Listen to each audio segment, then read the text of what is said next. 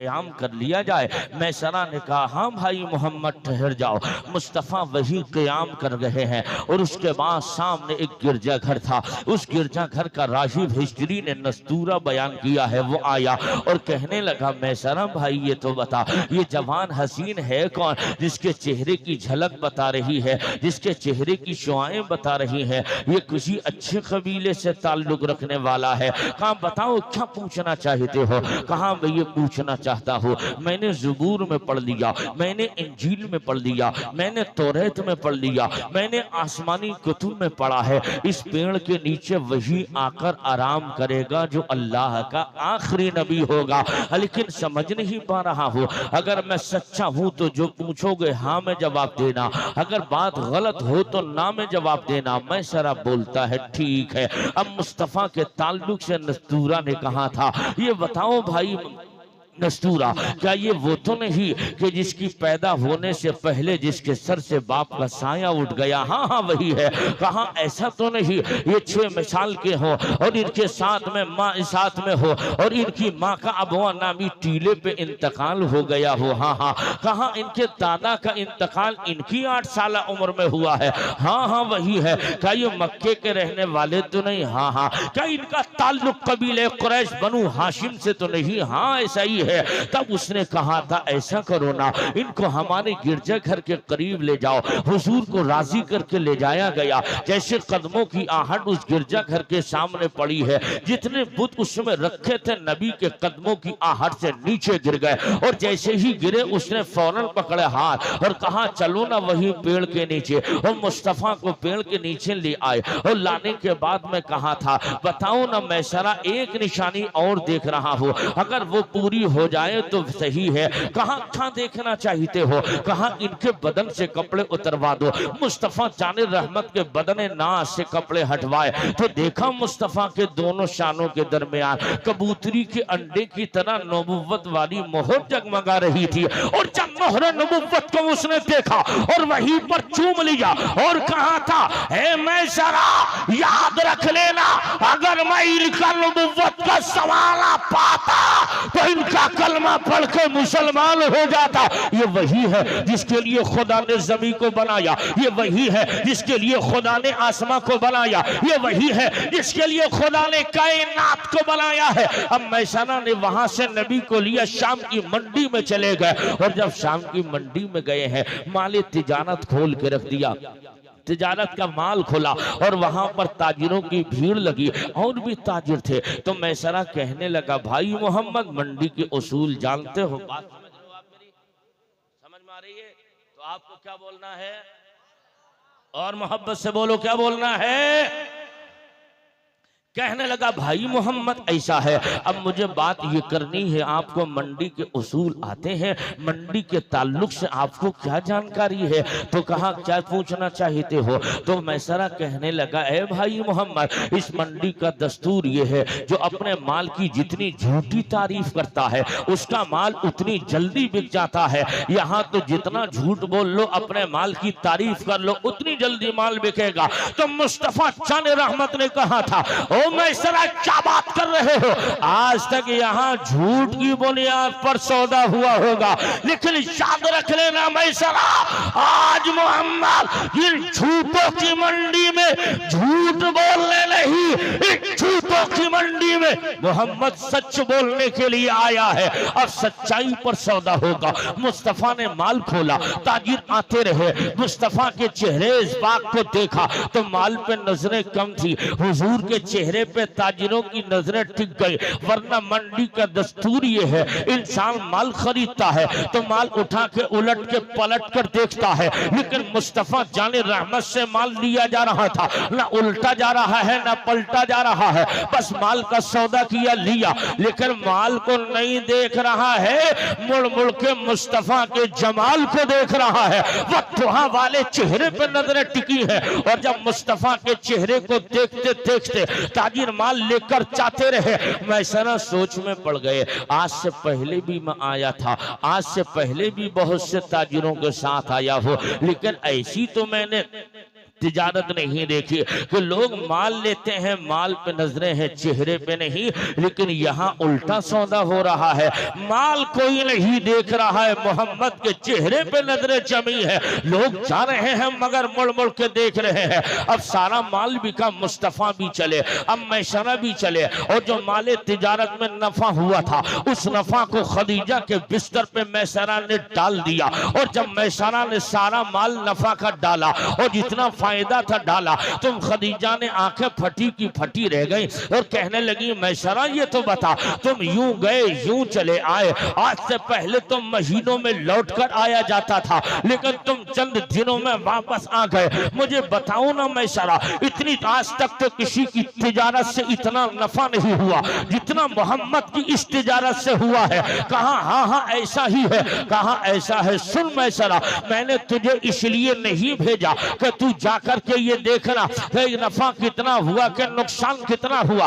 तेरी ड्यूटी ये लगाई थी, तुझे ये देखना था, मोहम्मद के खाने की अदाएं देखनी थी, मोहम्मद के पीने की अदाएं देखनी थी, मोहम्मद के चलने का तरीका देखना था, मोहम्मद के बातें करने का अंदाज देखना था, मोहम्मद का खाना देखना था, मोहम्मद का सोना देखना था, मोहम्मद का कलाम करना देखना था। और सारी जिंदगी के इन शबो रोज को देखकर तुझे ये फैसला करना था इनमें अच्छाइयां कितनी है और खराबियां कितनी है। जब ये सवाले खदीजा से सुना तो मैसरा तड़प उठा। कहा खदीजा सुन ले मेरी बात, मैंने क्या देखा। जब मैं इनके साथ चल रहा था तो जहां तक पेड़ों का साया था, पेड़ों के सिरे पेड़ आते रहे, उनके नीचे चलता रहा, पेड़ों का साया रहा, और जहां पर पेड़ खत्म हुए तो मैंने देखा आसमान से बादल का टुकड़ा आता, और जहां तक ये चलते पेड़ नहीं आते वहां तक आसमान के बादल का टुकड़ा इन पर साया कर लेता।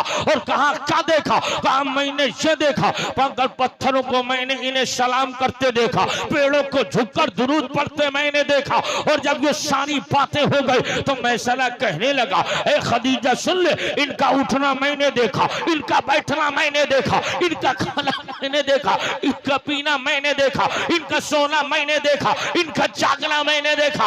और मैं खदीजा इस नतीजे पे पहुंचा, जिस बनाने वाले ने बनाया वो बनाने वाला खुदा भी बेऐब है, और जिसको भेजा गया वो मोहम्मद भी बेऐब है। सुन ले खदीजा, जिसने भेजा उसे रब्बुल आलमीन कहते हैं, और जो मखलूक में रहमत बनकर आया उसी को रहमतुल लिल आलमीन कहते हैं। नारे तकबीर, नारे रिसालत, मुफ्ती हसन साहब किबला, मुफ्ती हसन साहब किबला, नारे तकबीर, नारे रिसालत। बहुत खूब। ये हुजूर हैं, अब हुजूर की शादी हो रही है, जरा प्यार से बोलो। इसी के लिए इतनी लंबी तमहीद बांधी थी मैंने। तो 2 शोहरों से पहले खदीजा बेवा हो चुकी हैं। कितने? ऊंचा बोलो कितने? ये मेरी और आपकी इस्लाम की पहली माँ, जिनको हुजूर बड़ा प्यार करते थे, उस अम्मी खदीजा की बात कर रहा हूं। अपने नौकरानी से कहा, मैंने इरादा तो शादी का खत्म कर दिया था, लेकिन मोहम्मद को देख के दिल में लगता है एक मर्तबा जाओ इनसे पूछो, मेरी मलिका आपसे निकाह करना चाहती है, आपकी मर्जी क्या है। पैगंबर जब ये देखते हैं नफीसा आ गई, बातचीत होती रही, कहा मोहम्मद मेरी मलिका खदीजा ने आपके पास भेजा है। किस लिए? निकाह के लिए पैगाम भेजा है।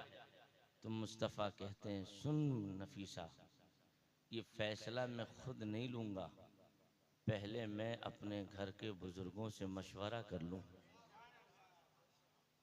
मशवरा कर लूं या रसूल अल्लाह। आप मशवरा करेंगे, आपके फैसले को तो आपका परवरदिगार नहीं टालता है। मक्के के आपके घर वालों की हैसियत क्या है।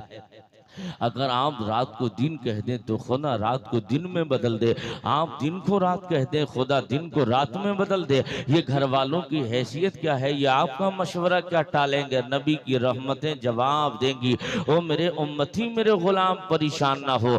ये मशवरा अपने लिए नहीं किया जा रहा है, ये मशवरा तालीम उम्मत के लिए किया जा रहा है, उम्मत को सिखाने के लिए किया जा रहा है, ताकि मेरी निगाहें देख रही है कल मेरी उम्मत के बच्चे जवान होंगे और जवान होकर उनकी शादी के रिश्ते आने लगे तो कहीं ऐसा ना हो बच्चे अपनी मर्जी से शादी कर लें और माँ बाप को कानों कान खबर ना हो। अब इसी के तहत हमारे उलमा ने कहा, ऐ लोगों याद रख लेना, ये तालीम उम्मत का निजाम जो मुस्तफा दे रहे हैं और ये बता रहे हैं मैं अपने घर के बुजुर्गों से मशवरा कर लो, इसका मतलब इसमें पोशीदा ये है, आप उलमा कहने लगते हैं इसमें राज ये है जिन रिश्तों में घर वालों की और बुजुर्गों के मशवरे शामिल होते हैं अल्लाह उन रिश्तों में बरकतें अता फरमाता है, उन रिश्तों में रहमतें नाजिल करता है। लेकिन हमने क्या देखा,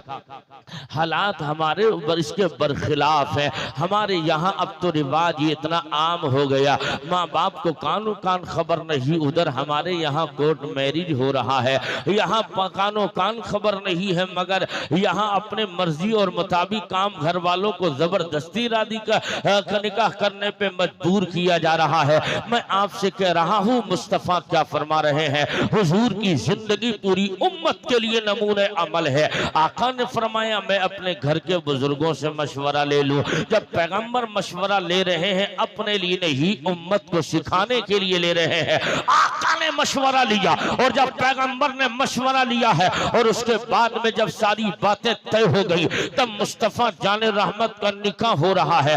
पैगंबर के हरम में जनाब खदीजा आ रही है, अबू तालिब खुतबे निकाह पढ़ रहे हैं और जब मुस्तफा के निकाह में खदीजा आई है तो यही मक्के के लोग हैं जो दुश्मनी में इस हद तक पहुंच गए, जिन लोगों कहते हैं नहीं कि अगर लोमड़ी के मुंह अगर अंगूर ना लगे तो कहती है इसके अंगूर खट्टे हैं। अब इसी के तहत मुस्तफा जाने रहमत को बदनाम करने के लिए अब मक्के में लोगों की जबानें दुश्मनों की चली, जिधर से नबी निकलते उधर से लोग ताने देते, पता है ना आज जुल्म हो गया, मक्के में क्या हो गया। कहाँ के एक निकाह हुआ है, जिस निकाह में शौहर गरीब है औरत मालदार है, शौहर गरीब है औरत मालदार है।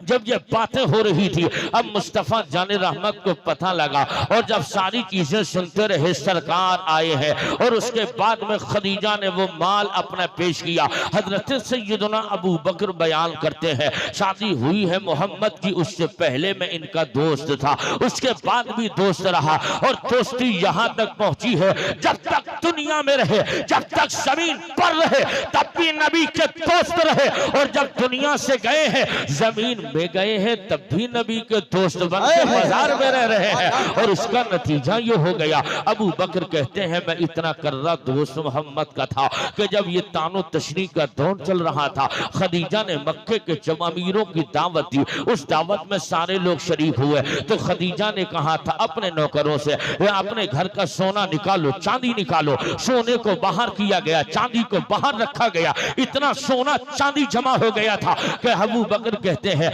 8-10 फीट का जवाल अगर दाईं तरफ खड़ा होता और 8-10 फीट का जवाल अगर बाईं तरफ खड़ा होता तो एक जब खड़ा होता और बीच में सोने चांदी का ढेर होता तो इतना सोना और चांदी था कि दाईं तरफ वाला बाएं तरफ वाले को नहीं देख पाता और बाईं तरफ वाला दाईं तरफ वाले को नहीं देख पाता। और ये सारा सोना और चांदी खदीजा ने इस्लाम के लिए नबी पे कुर्बान कर दिया। अब मुस्तफा के हरम में खदीजा आ गई। बताना ये है जैसे ही हरम मुस्तफा में खदीजा आई है उसके चंद दिनों के बाद मुस्तफा जाने रहमत की रजाई माँ जिसको हिस्ट्री हजरत हलीमा सादिया के नाम से जानती है, उन हलीमा को पता चला मेरे बेटे मोहम्मद की शादी हुई है। तो आप आई, आने के बाद दरवाजे पे दस्तक दिया, कायनात का हसीन शहजादा, कायनात के सबसे अच्छे और सच्चे पैगंबर अपने हुजरे में बैठे हैं।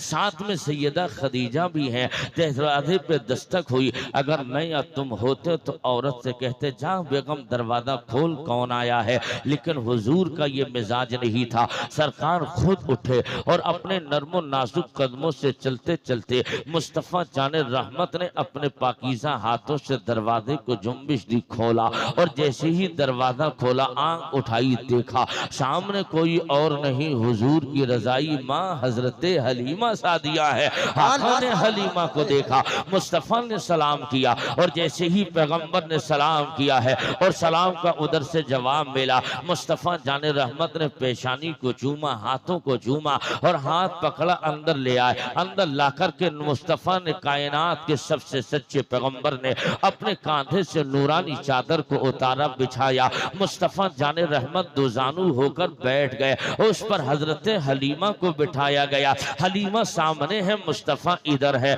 जैसे हम नमाज में अत्तहियात के लिए बैठते हैं, ऐसे ही हुजूर दोजानू होकर हलीमा के सामने बैठ गए। उधर दूर खड़ी खड़ी खदीजा देख रही है, ये अजीब औरत आई है जिसके लिए मेरे सरताज मोहम्मद इतने अदब से बैठे हैं। आखिर ये कौन इज्जतदार औरत आई है, ये कौन इज्जत वाली खातून आई है जिसका इतना एहतराम किया जा रहा है, जिसको इतना प्यार दिया जा रहा है। वो बोल रही है, ये कान से सुन रहे हैं और टकटकी बांधकर इसके चेहरे पर देखे जा रहे हैं। नजरें हटने का नाम नहीं ले रही है। औरत थी, बर्दाश्त न हुआ, आगे आ गई और कहा, या रसूल अल्लाह, ये कौन इज्जत वाली औरत आई है जिसके टकटकी बांधकर चेहरे का दीदार कर रहे हैं। ये बोल रही है तो कानों से सुनते चले जा रहे हैं और अपनी जबान से कुछ नहीं बोल रहे, बस सर हिला रहे हैं। हाँ हाँ का जवाब दिया जा रहा है, सुन रहे हैं और सर हिला रहे हैं, टकटकी बांधकर चेहरा देख रहे हैं। तो मुस्तफ़ा ने कहा, ए खदीजा जानती हो का नहीं? तो मुस्तफ़ा कहते हैं, खदीजा ये कोई आम औरत नहीं है, ये वो औरत है जिसने बचपन में मुझ मोहम्मद को दूध पिलाया था। ये मेरी रज़ाई माँ हलीमा है, ये रज़ाई माँ हलीमा है। तब मैं आपसे कहता हूँ लोगों, ये तो दूध पिलाने वाली रज़ाई माँ हजरत हलीमा की इज्जत का ये मामला है। अगर मुस्तफ़ा की हकीकी माँ अगर आमिना जिंदा होती तो मुस्तफ़ा किस कदर एहतराम किया करते, कितनी इज्जत देते। ये तो दूध पिलाने वाली की इज्जत ये है, बिठाया सामने बैठे हैं, बर्दाश्त ना हुआ। खदीजा बोल उठी, या रसूल अल्लाह, टकटकी बांध के चेहरे को देखना कैसे? निगाहें आपकी चेहरे पे टिकी हैं, बातों पे कान लगे हैं, क्या मतलब है? तो मुस्तफ़ा कहते हैं, ए खदीजा, मैं दोजानू होकर इसलिए बैठा हूँ, ये अपने लिए नहीं, ये भी उम्मत को सिखाने के लिए, ताकि मेरी उम्मत के बच्चों को माँ बाप के सामने बैठने का सलीका आ जाए। अब हमने देखा हमारे हाल मुआशरे के क्या है। अगर बाप पाइती बैठा है तो बेटा सरहाने बैठेगा। अगर बाप कुछ बुढ़ापे में बोल रहा है, उसके बाद ये बेटा जवाब देगा, बॉडी में ताकत है ना, 4 पैसे कमाने लगा है ना, तब ये जवाब देगा, अब्बा तुम्हें क्या पता जमाना किस करवट चल रहा है, तुम्हें कुछ आता जाता है क्या, तुम गए जमाने की बात कर रहे हो, तुम्हें क्या पता। मैं आपसे कहता हूं, ओ मेरे भाई, जवान जबान बंद कर ले। किस पर बोल रहा है ऊंची आवाज में? मुस्तफा तो अपनी रजाई माँ हलीमा के सामने दोजानू हाथ बांधकर अदब से बैठे थे और तू सरहाने बैठकर बाप से बोल रहा है, तुम्हें क्या पता अब्बा, तुम क्या जानो, तुम तो पुराने जमाने की बात कर रहे हो। मैं कहता हूँ मेरे भाई, जबान बंद कर ले। यही तो तेरा वो बूढ़ा बाप है जिसने तेरी खुशी के लिए अपनी खुशियों को कुर्बान किया था। यही तो तेरा बाप है जिस बाप ने न दिन को दिन जाना था, न रात को रात जानी थी, तेरी ही लगन में लगता रहा और इसकी जिंदगी ऐसे ही पूरी हो गई। काम करने गया था, वापस आ रहा है, रास्ते में कोई सौदा बिक रही है, दिल करता है लेकर खा लूं, लेकिन जैसे हाथ में लिया ख्याल तेरा आ गया। इस बाप ने रास्ते में चाहता तो खा लेता, तू देख थोड़ी रहा था, तेरी माँ देख थोड़ी रही थी, अपना पेट भर लेता, घर वापस आ जाता। लेकिन तेरी मोहब्बत इसे इस कदर कैद बनाए रखी थी कि तेरे बगैर इसे खाना अच्छा नहीं लगता, ये तेरे लिए लेकर आ गया। खुद ना खाया तुझे खिलाया था। यही तो तेरा वो पाप है कि जिस बाप ने तेरी फीस की इम्तिहान कॉलेज और मदरसे या स्कूल की फीस की फिक्र तेरी इसी बाप को थी, जिस बाप ने कभी अपने अच्छे कपड़े नहीं पहने मगर तुझे अच्छे पहनाए थे, अपने ईद पर नए कपड़े नहीं पहने मगर तुझे नया कपड़ा पहनाया था, और तुझे अच्छे कपड़े में देखकर इसका दिल ठंडा हुआ था। लेकिन आज तू किससे बोल रहा है? अगर ये चाहता जब तू किसी लायक न था, तू अपने अपने पैरों पे खड़े होने की ताकत तुझ में नहीं, बोलने की हिम्मत ताकत तुझ में नहीं, चाहता तेरा बाप तेरा गला दबाकर मार देता, लेकिन तेरी हल्की सी मुस्कान ने इस बाप को ये जिस कदर मोहब्बतें थी, ये अपनी जिंदगी की कुर्बानियां तुझे देता रहा। ना इसने तेरी वजह से दिन को दिन जाना, ना तेरी वजह से रात को रात जाना, ये रात और दिन तेरी प्यार में लगता रहा, अपनी जिंदगी की सारी ख्वाहिशें कुर्बान कर दी और इस नतीजे पे पहुंच गया, बिस्तर पे लेट गया है। अब काम करने की ताकत नहीं बची, अब इसमें मेहनत की ताकत नहीं बची, और इस वक्त में आकर तू बोल रहा है अब्बा तुम्हें क्या पता? मैं कहता हूं जवालो जवाल कट जाए वो जो बाप पर ऊंची हो, वो जबानें कट जाए जो बाप पर बुलंद हो रही हो। याद रखना मेरे भाई, अगर तुम्हें अदब देखना है तो मदीने वाले की जिंदगी से देख लो। आका ने रज़ाई माँ का इतना एहतराम किया है, तुम हकीकी बाप का नहीं कर रहे हो, हकीकी माँ का नहीं कर रहे हो। और इस कदर एहतराम मैं आपसे कहता हूँ, लोग कहते हैं बाप बूढ़े हो गए, मैं आपसे कहता हूँ उन बच्चों से पूछ लो जिन बच्चों के बाप ना हो, उन बच्चों से पूछो जिसकी माँ ना हो, उनके दिल पे क्या गुजरती है। घर में सब कुछ है मगर माँ नहीं, तो ऐसा लगता है घर सूना सूना है। घर में आए बाहर से अगर दादा नहीं हो तो देख लेना, बच्चा बाहर से आए अगर बाप एक मर्तबा नहीं है तो बेटा नहीं पूछेगा, लेकिन माँ ना देखे तो घर के और बहन भाइयों से पूछेगा अम्मी कहाँ है। पता ही लगता है माँ के बगैर घर में अच्छा नहीं लगता है, बाप के घर बगैर सूना सूना लगता है। लेकिन तुमने बाप को समझा क्या है, तुमने माँ को समझा क्या है? अब यही बूढ़े माँ बाप हो गए जब किसी काम के नहीं है। लेकिन मैं कहता हूँ लोगों, अगर पेड़ कितना ही पुराना हो, अगर फल नहीं देता है मगर साया तो जरूर रखता है। ये तो बूढ़े शजर हैं, अगर ये फल नहीं देंगे तो साया जरूर रहेगा। इनकी कमी का एहसास इनके जाने के बाद तुझे होगा, उस वक्त में होगा जिस वक्त में कोई तेरा पुरसाने हाल नहीं। ये तूने इनकी चारपाई को गेट पे क्या डाला, उसके बावजूद इन बाप की और माँ की यही तमन्ना है। तू आया घर में बच्चों के साथ में रात दिन करता रहा और उसके बाद निकला और बाप को देखा भी नहीं और चला गया। मैं आपसे कहता हूँ मेरे दोस्त, ये बूढ़े हो गए हैं, इनको तेरे सोने की जरूरत नहीं है, इनको तेरे चांदी की जरूरत नहीं है, इनको तेरे माल की जरूरत नहीं है, इनको तेरी किसी और चीज की जरूरत नहीं है। बुढ़ापे में माँ बाप यही चाहते हैं बच्चा आए थोड़ी देर बैठ जाए हमारे पास, हम उसे देखें वो हमें देखे, हम उससे बोले वो हमसे बोले। यानी अब बुढ़ापे में तेरी दौलत की इन्हें जरूरत नहीं, तेरे दो मीठे बोल की इन्हें जरूरत है।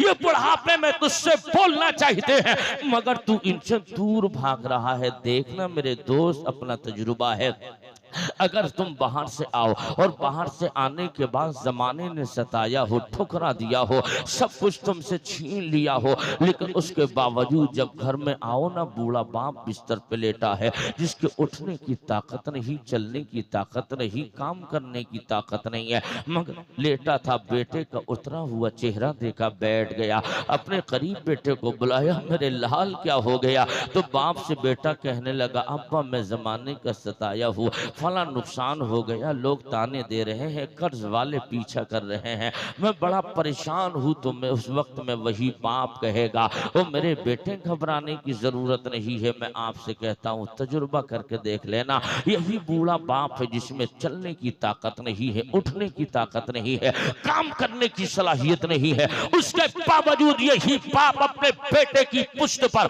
हाथ मार कर कहेगा, मेरे लाल घबराने की जरूरत नहीं, तेरा बाप अभी जिंदा है, परेशान मत हो, तेरा बाप है। मैं आपसे कहता हूँ लोगों, सारी दुनिया मिलके आपको दौलत तो दे सकती है, मगर बाप जैसा प्यार तुझे पूरी दुनिया नहीं दे सकती है। जो उस जुमले में बाप की शफकत पोशीदा है, वो तुझे शफकत पूरी दुनिया में नहीं मिलने वाली है। यही तो बाप है। उस वक्त में जब तू देखने को तैयार नहीं था, मगर तेरे गमों पे मरहम लगाना इसी बाप को आता है।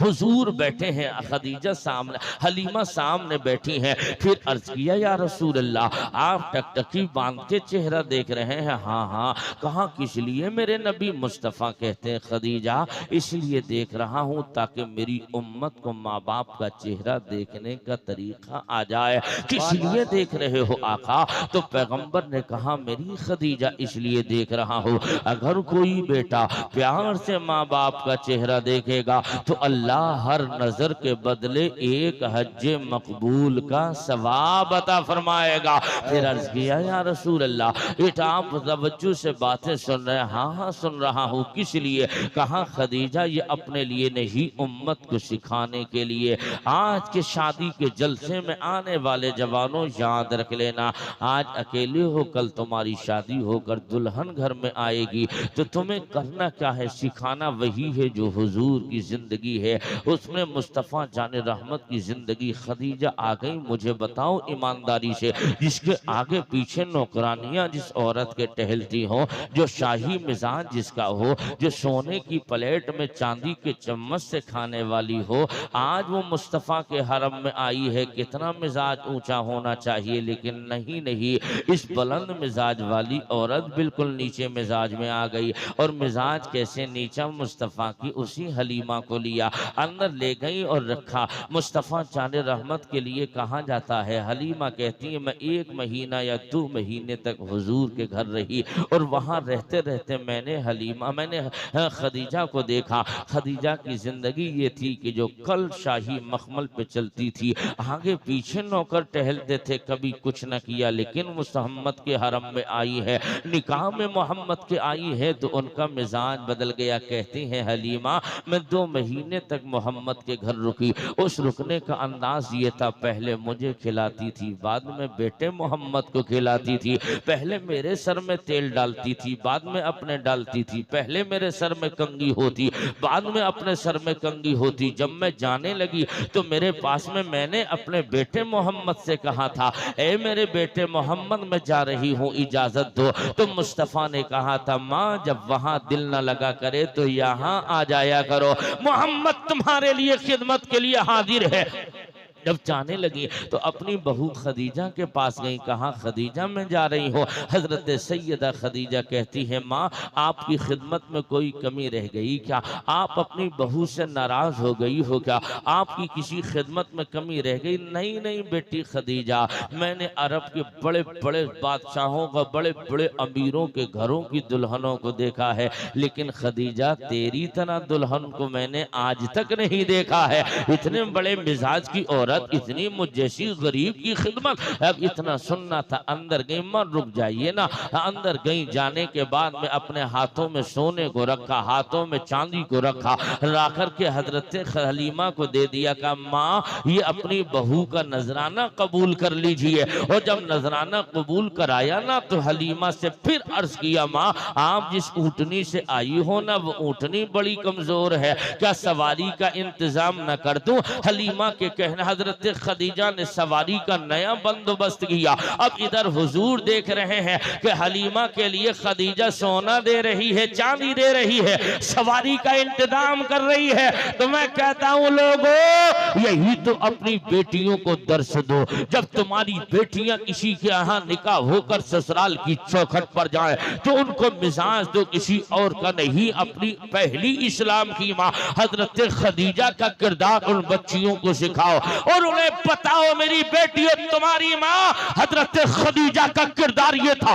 दौलत थी मगर मिजाज कहाँ है, इज्जत थी मगर मिजाज कहाँ है, शोहरत थी मगर मिजाज कहाँ गया। और उन्होंने ये जमाने को दर्श दिया। चाहती तो नौकर रख लेती, चाहती तो नौकर यानी का जमे खफीर साथ में रहता, लेकिन उन्होंने अपनी जिंदगी अपने लिए नहीं, अपनी बच्चियों की तालीम के लिए गुजारी है, ताकि ताकि मेरी बेटियां, मेरे सरताज की उम्मत की शहजादियां वो ये देख ले कि हमारी माँ हलीमा, हमारी माँ खदीजा का किरदार क्या था। लेकिन हमने उस किरदार को पसे पुष्ट डाल दिया। यहाँ नतीजा ये हो गया, हमारे यहाँ जब बेटियां ब्याह कर आई है, ससुराल में 2-4 महीने क्या गुजरे हैं, दुकानें अलग हो गई। इधर बेटा अलग अपनी खाना बनवा रहा है, इधर माँ बाप का चूल्हा अलग रखा हुआ है, इधर बेटे का चूल्हा जल रहा है। और इस कदर नफरत हो गई है, अगर सामान लेकर आ रहा है अपने बाप के लिए नहीं, अपनी माँ के लिए नहीं। कल तक जिस माँ के लिए 1 मिनट भी आगे अकेला रहना कबारा नहीं था,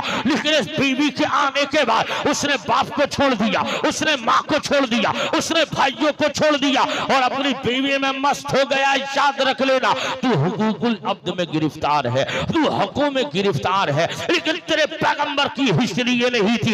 अपनी बच्चियों को मुस्तफा के गुलाम ये तालीम दो कि जब तुम्हारी बेटियां किसी के घर की दुल्हन बने तो अपनी सासू को हज़रत खदीजा की तरह नजराने पेश करें, और जब नजराने दें और नजराना लेना भी और नजराना देना भी ये सुन्नत मुस्तफा चाने रहमत की है। हजरत खदीजा नजराना दे रही है। अब मुझे ईमानदारी से बताओ, अगर कोई बहू सास को नजराना देगी, घर में लड़ाई होगी?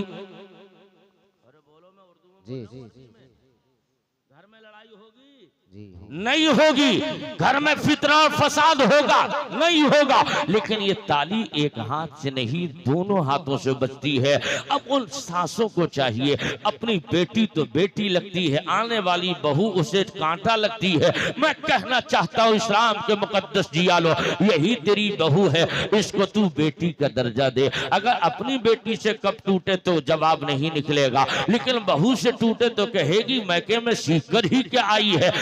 तरह की बदजुबानियां चलती है, जिसका नतीजा ये होता है घरों में दीवारें कायम होती। याद रखना मुस्तफा के गुलामों, अगर हम अपनी बच्चियों को खदीजा का किरदार पढ़ाएं, और आपको भी चाहिए इस्लाम की मुकद्दस माओ, जब तुम सास बनो तो तुम्हें किसी और का तरीका नहीं, हलीमा का तरीका अपना लो। हलीमा ने कहा था मेरी बेटी, मैंने मक्के की तमाम अमीरों के घरों को देखा, तेरे जैसी बहू मैंने आज तक किसी की नहीं देखी। अगर अमन चाहती है बहू की तारीफ का, घर में सुकून चाहती है बहू की तारीफ का, जब तू अपनी बहू को बेटी की तरह समझेगी तो तेरी बहू तुझे माँ का दर्जा देगी। और जब ऐसे हालात रहेंगे तो घर जहन्नम नहीं जन्नत का गहवारा बन जाए। नारे तकबीर, नारे रिसालत, नारे मज़हब इस्लाम, मज़हब इस्लाम, नारे तकबीर, मुफ्ती हसन मंजरी बरेली शरीफ, नारे तकबीर। सुभान अल्लाह, सुभान अल्लाह। बस यही आज के जलसे का पैगाम है। बेटियों, आप जलसे में आई हो, बहनों आप आई हो, माओ तुम भी हो।